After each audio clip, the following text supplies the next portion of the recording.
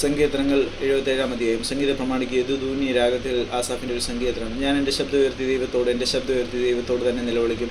അവൻ എനിക്ക് ചെവി തരും. കഷ്ടദിവസത്തിൽ ഞാൻ യഹോവയെ അന്വേഷിച്ചു. രാത്രിയിൽ എൻ്റെ കൈ തളരാതെ മലർത്തിയിരുന്നു.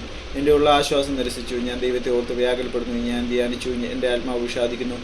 നീ എൻ്റെ കണ്ണിന് ഉറക്കം തടുത്തിരിക്കുന്നു. സംസാരിപ്പാൻ കഴിയാതെ കൊണ്ട് ഞാൻ വ്യാകുലപ്പെട്ടിരിക്കുന്നു. ഞാൻ പൂർവ്വ ദിവസങ്ങളെയും പണ്ടത്തെ സംവത്സരങ്ങളെയും വിചാരിക്കുന്നു. രാത്രിയിൽ ഞാൻ എൻ്റെ സംഗീതം ഓർക്കുന്നു. എൻ്റെ ഹൃദയം കൊണ്ട് ഞാൻ ധ്യാനിക്കുന്നു. എൻ്റെ ആത്മാവ് ശോധന കഴിക്കുന്നു. കർത്താവ് എന്നേക്കും തള്ളിക്കളയുമോ? അവൻ ഇനി ഒരിക്കലും അനുകൂലമായിരിക്കില്ലയോ? അവൻ്റെ ദേശത്തകലത്തേക്കും പോയിപ്പോയോ? അവൻ്റെ വാഗ്ദാനം തലമുറയോളം ഇല്ലാതെയായിപ്പോയോ? ദൈവം കൃപ കാണിപ്പാൻ മറന്നിരിക്കുന്നുവോ? അവൻ കോപത്തിൽ തൻ്റെ കരുണ അടച്ചു കളഞ്ഞിരിക്കുന്നുവോ?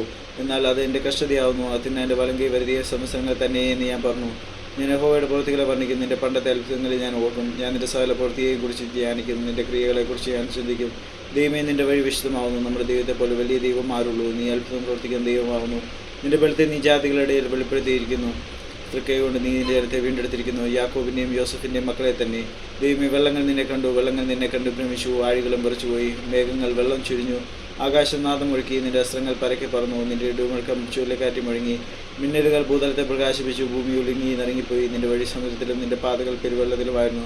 നിൻ്റെ കാൽ ചുവടുകളെ അറിയാതെയും ഇരുന്നു. മോശയുടെയും അഹരോന്റെ കൈയാൽ നീ നിൻ്റെ ജനത്തെ ഒരു ആട്ടിൻകൂട്ടത്തെ പോലെ നടത്തി.